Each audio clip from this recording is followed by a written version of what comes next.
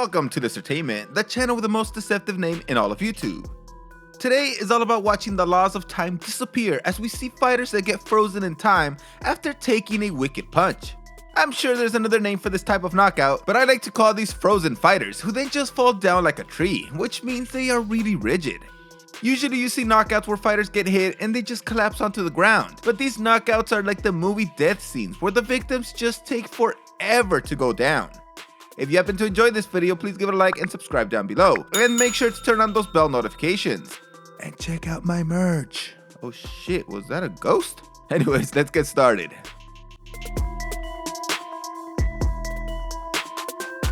They're landing with plenty of authority.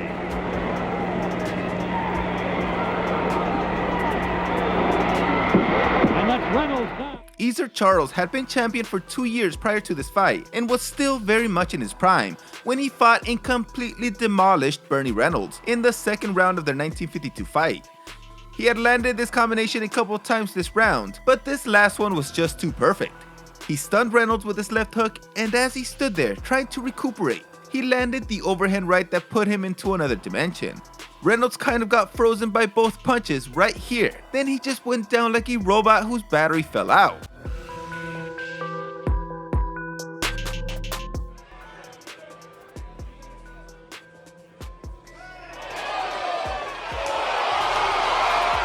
Not sure who these fighters are, but damn, that is a great combination. She was able to get that kick right through the blonde girl's defense, and before she even realized what just happened, she received an overhand left that completely made her rigid. The kick even looks like it almost knocked her lights out because she starts feeling around with her hands like she got up at night to go to the restroom and doesn't want to turn on the lights so she can still go back to sleep.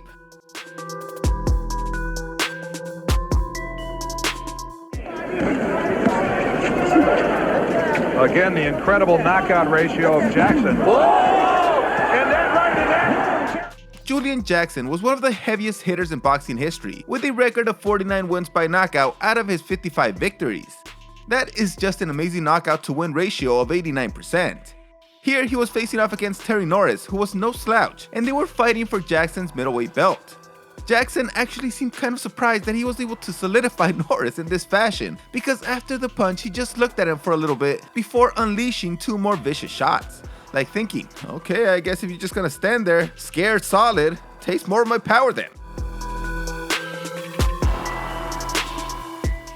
It really poses the question, what do you want to do? Do you want to take a chance and risk getting knocked out?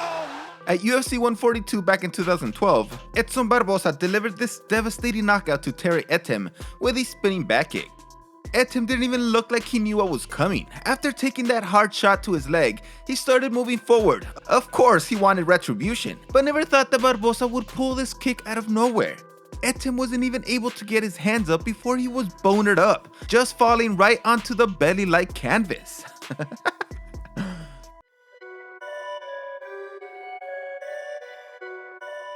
Also looks so much bigger than he does. Yeah, and he's got a 15-pound weight advantage.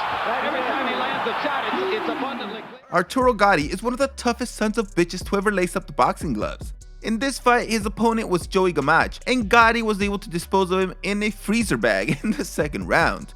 Poor Gamach, he was stunned a crazy amount of times in this fight, with 2 right before he was solidified by that uppercut.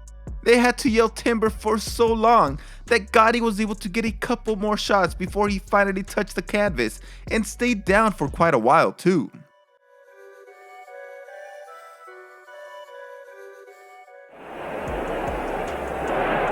Wow, what a punch. When you hit a man like that, did you ever... That was Floyd Patterson knocking out Clayton Jones with what looks to me to be a perfectly executed gazelle punch, which I think he might have been planning as a knockout blow, but the left hook was just too good. Jones's head even got frozen in a weird position as he was trying to look for Patterson when he was on the ground. Nice hook by Lee there. He's just got to keep the fight at long range, get his shots off quickly, and then move his legs and be ready to move his upper body too. Nice. Oh, beautiful right hook. Now we see 2 southpaws going at it, with Andy Lee getting the perfect right hook to put Carl Daniels to sleep on his feet. That is such a great punch, as he dropped his hand and shoulder, making Daniel think that he was going for the body punch. But instead, it was to be delivered right to his chin, making him look like a glacier as it slowly turns over.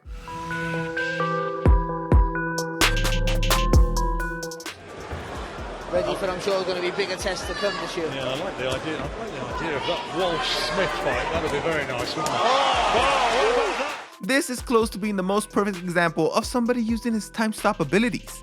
That was Mitchell Smith putting Antonio Hrvatić into suspended animation with a crazy right-left combination and then delivering 2 more shots while he was still just stuck in time. Just look at this. Smith is basically planning a 5-punch combination and 4 of them landed, mostly because of the whole frozen thing.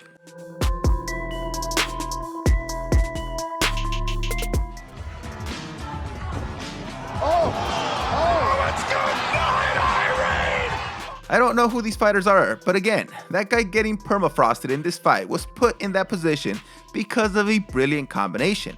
This guy does the jab to the face, then drops his body a little, making the other guy think that it was going to be a body jab, but he pulls it back short and delivers this massive right overhand, making him look like a marionette.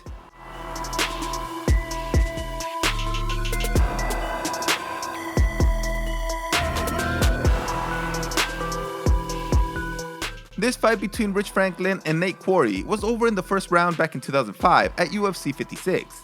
Franklin was Batman, and poor Quarry turned out to be Mr. Freeze.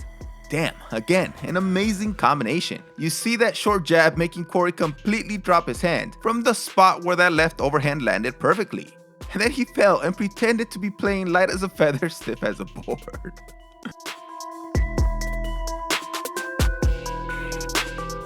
He says, I don't have to become nothing, I already am its father. Oh, my. Oh. Big right hand. With the amount of amazing moves that Roy Jones Jr. has shown in the ring, there must have been a case where he Medusa'd somebody, right?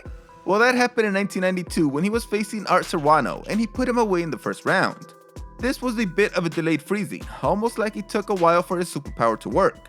Serrano started going down normally, but then midway through he defied the laws of physics and froze up and started falling slower. At least he had his glove in the perfect sleeping position.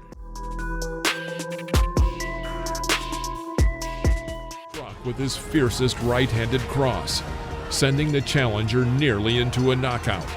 This happened in the last second of the round.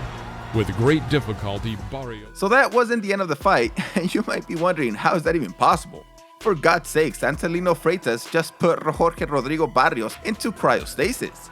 He looked like a baby that was barely learning to walk. But yeah, he got up and made it into the last round.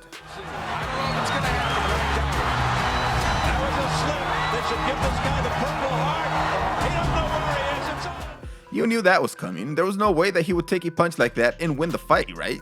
Maybe it was just adrenaline pumping up to keep him moving. There's 4, he is not stopping. Danger there, and there's a nice right hand to the head. Yeah. Danger there.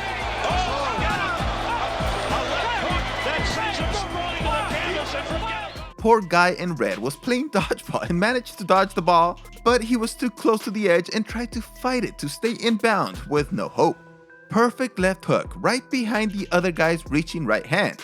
The guy in white tried to hit him again, but Jack Frost was able to evade it very well because he was falling.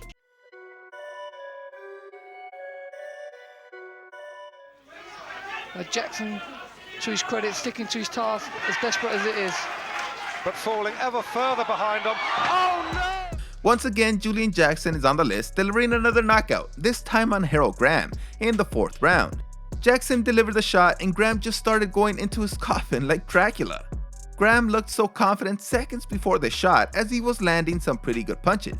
But Jackson is a freaking freak of nature and put him down.